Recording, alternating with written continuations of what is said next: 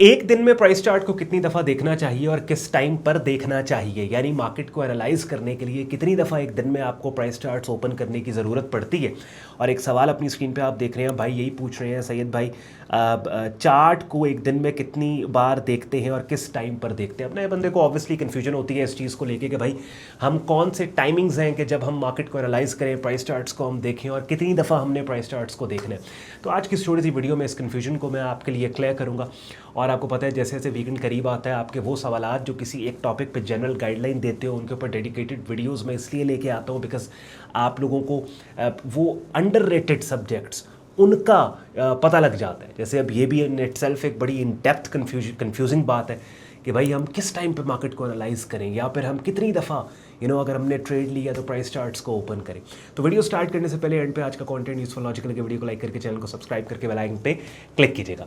अब मैं जो इस तरह के बातों के जवाब आपको दे रहा होता हूँ ना, ये ना सिर्फ अपने 12-15 साल के ट्रेडिंग के तजुर्बे को सामने रख के दे रहा होता हूँ, बल्कि आई हैड दिस अपॉर्चुनिटी कि मैं लेजेंडरी ट्रेडर्स के साथ जब मैं बैरून मुल्क था काम कर सका और उनके टीचिंग्स एक्सपीरियंसेस और फिर इंटरनेशनल ट्रेडिंग कम्युनिटीज़ का हिस्सा बन के सक्सेसफुल ट्रेडर्स को स्टडी करने के बाद उनके साथ काम करने के बाद तो एक समराइज फॉर्मेट के अंदर मैं आपको कॉमन ट्रेड्स बता देता हूँ कि प्रोफेशनल्स और सक्सेसफुल ट्रेडर्स की बेसिकली रूटीन क्या होती है। तो डिपेंड करता है कि आपका ट्रेडिंग स्टाइल किस तरह का है, यानी प्राइस चार्ट को कितनी दफ़ा दिन में देखना, ये चीज़ आपको पता लगती है या आपका ट्रेडिंग स्टाइल डिसाइड करता है कि आपने प्राइस चार्ट को कितनी दफ़ा देखना है और आपका रिस्क मैनेजमेंट डिसाइड करता है। बात समझ रहे हैं? यानी इसका एक लाइन में अगर मैं आपको आंसर दूं तो वो ये होगा कि क्लोजिंग प्राइसेस को आपने देखना है।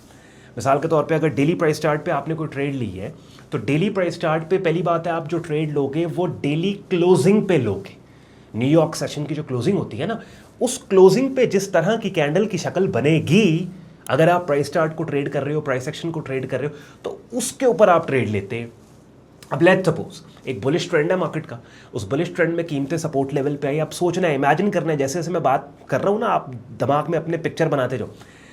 बुलिश ट्रेंड है, उस बुलिश ट्रेंड के अंदर सपोर्ट लेवल पे कीमत आती है और सपोर्ट लेवल पे एक बुलिश पिन बार सिग्नल दे देती है, ऐसी कैंडल की शक्ल जो कीमतों के उठने का क्लू दे रही है। अब उस शक्ल के ऊपर आपने बाय साइड के ऊपर ट्रेड ले रही, ठीक हो गया, और स्टॉप लॉस आपने दे दिया उस शक्ल के नीचे। ऑब्वियसली वो शक्ल जो कीमतों के बुलिश ट्रेंड में उठने का क्लू दे रही है, अगर कीमतें उस शक्ल से ही नीचे निकल गई तो वो सिग्नल तो फेल हो जाएगा, तो स्टॉप लॉस आपका उस सिग्नल से नीचे होगा, ठीक है। अब आपने न्यूयॉर्क सेशन क्लोजिंग रात लेट नाइट वो ट्रेड या फिर ओपनिंग पे आपने ये ट्रेड ले लिया आपने मार्केट में। तो अब नेक्स्ट जो आप प्राइस चार्ट देखोगे, वैसे तो आप दिन में किसी भी वक्त देख सकते हो, लेकिन चूंकि अब डेली प्राइस चार्ट पे आपकी ट्रेड है तो आपने ट्रेड को मैनेज भी डेली प्राइस चार्ट पे करना है। तो नेक्स्ट अगले दिन की जो कैंडल क्लोजिंग होगी आपने उसको देखना है। बात समझ रहे हैं? अच्छा, 4 आवरली प्राइस चार्ट पे आप चले जाएं। 4 आवरली प्राइस चार्ट पे किसी 4 घंटे की कैंडल की क्लोजिंग पे आपने ट्रेड ली। अब वो ट्रेड को मैनेज करने के लिए जो ओरिजिनल कैंडल जिसको आपने ट्रेड किया है उसके बाद में जो कैंडल बन रही है उसकी क्लोजिंग पे उसको असेस करना है। हर 4 घंटे के इंटरवल से आप मार्केट को देख लें। आवरली प्राइस चार्ट पे आप काम कर रहे हो, आप हर घंटे बाद देखें, समझ रहे? क्योंकि क्या होता है कि दो चीजें, एक है नया सिग्नल जनरेट करना, नई ट्रेड ढूंढना, और एक जो ऑलरेडी ट्रेड आपने की हुई है उस ट्रेड के बाद में बनने, यानी उस ओरिजिनल सिग्नल के जिसको आपने ट्रेड किया hourly 4 hourly daily price chart पे, उस सिग्नल के बाद में बनने वाली कैंडल की शक्ल की क्लोजिंग को भी आपने देखना है टू सी कि क्या ओरिजिनल सिग्नल के बाद में बनने वाली कैंडल की शक्ल आपके ओरिजिनल सिग्नल को सपोर्ट कर रही है या फिर उस ओरिजिनल सिग्नल की फेवर्ड डायरेक्शन के खिलाफ, के अगेंस्ट कीमतों के मूव होने का क्लू दे रही है। बात समझ रहे नहीं समझ रहे? तो जिस चार्ट पे आप काम कर रहे हो उस चार्ट के इंटरवल पे आपको मार्केट को असेस करना है, नए सिग्नल्स ढूंढने के लिए भी और पहले वाला सिग्नल जिसको ट्रेड किया है उसको मैनेज करने के लिए भी। आई होप इससे ज्यादा क्लैरिटी के साथ मैं नहीं बता सकता आपको। अच्छा, अब यहां पे ये तो एक सेंसिबल प्रोफेशनल लॉजिकल अप्रोच है, लेकिन मैंने कहा कि आप दूसरा जो मैंने वर्ड यूज़ किया इस वीडियो के स्टार्ट में, जब मैंने कहा ये डिपेंड करता है आपके ट्रेडिंग स्टाइल के ऊपर, किस टाइम फ्रेम पे आप काम। दूसरा डिपेंड करता है रिस्क मैनेजमेंट पे। रिस्क मैनेजमेंट के पे ऐसे डिपेंड करता है कि जैसे अगर लेट्स सपोज मैंने डेली प्राइस चार्ट पे एक ट्रेड ली, ठीक है, गोल्ड मार्केट है, गोल्ड मार्केट की डेली प्राइस चार्ट पे मैंने बाई किया। अब जिस कैंडल की शक्ल के आने के बाद मैंने बाय किया, क्योंकि मैं कैंडल स्टिक पैटर्न सेटअप्स पे काम करता हूँ, प्राइस एक्शन पे काम करता हूँ, आप लोग मुझे देखते हैं मेरे प्राइस चार्ट के ऊपर कभी कोई इंडिकेटर नहीं होता, कभी मैं फंडामेंटल न्यूज़ नंबर्स के ऊपर आइडियाज़ को जनरेट नहीं कर रहा होता। ऑल्दो मेरी जो एग्जिस्टिंग ट्रेड्स होती हैं उन ट्रेड्स की मैनेजमेंट के अंदर फंडामेंटल नंबर्स एंड डेटास का रोल होता है कि अगर मेरी एक ट्रेड एक्टिव है, मुझे पता है एनएफपी आने वाला है या एडवांस जीडीपी आने वाला है, तो उसको हो सकता है मैं मैनेज कर लूँ सीपीआई पीपीआई, बट मेरे सिग्नल जनरेशन मेरा प्राइस सेक्शन पे होता है, रॉ वनीला प्राइस चार्ट के ऊपर बगैर कोई इंडिकेटर्स और टूल्स को। अच्छा, अब मैंने बाय किया गोल्ड मार्केट के प्राइस चार्ट पे, ठीक है, तो अगर मैंने उस ट्रेड पे ज़्यादा रिस्क दे दिया है, उतना रिस्क दे दिया है कि मुझे पता है कि यार अगर मेरा स्टॉप हिट हुआ ना तो मेरी मंजी ठुक जाएगी, मेरा फंडेड अकाउंट हाथ से निकल जाएगा, या मैंने आधा ट्रेड अकाउंट या 25 या 20% ट्रेड अकाउंट अपना इस एक ट्रेड पर रिस्क दिया है, भाई फिर मैं लैटरिन में बैठ के भी मार्केट के प्राइस कोड को देखूंगा। मैंने रिस्क बहुत ज़्यादा दे दिया, समझ रहे हैं? रिस्क ज़्यादा देना वाहिद एक ऐसी आदत है कि जिसमें फिर जो एथिकल प्रिंसिपल्स होते हैं ट्रेड करने के, वो सारे के सारे डस्टबिन में चले जाते हैं। रिस्क जब आपने ज़्यादा दे दिया फिर तो गल ही मुक गई ना। अब आपको पता है यार आपके पास $50,000 का फंडेड अकाउंट है, इस एक ट्रेड के ऊपर आपने कर दिया, मंजी ठुक जाएगी आपकी, फिर तो आप जाते जागते सोते गाड़ी चलाते आप ऐसे स्क्रीन पर ग्लूड है।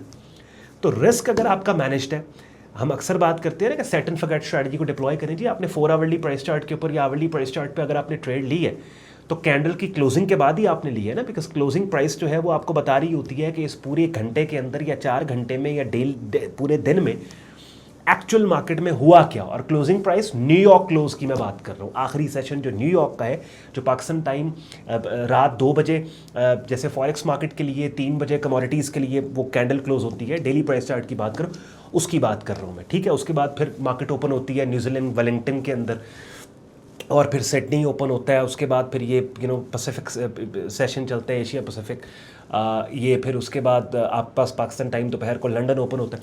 तो कहने का मकसद है क्लोजिंग न्यूयॉर्क क्लोज को आपने देखना डेली प्राइस चार्ट पे। अच्छा, अब डेली क्लोजिंग पे अगर आप ट्रेड ले रहे हो तो इसका मतलब है उस ट्रेड को मैनेज भी आपने डेली क्लोजिंग पे करना है, यानी जिस ओरिजिनल सिग्नल के ऊपर आपने बाय या सेल किया है वो एक कैंडल की शक्ल है, जिसको न्यूयॉर्क क्लोजिंग के ऊपर आपने सिग्नल कंसिडर करके वहां पे ट्रेड ली।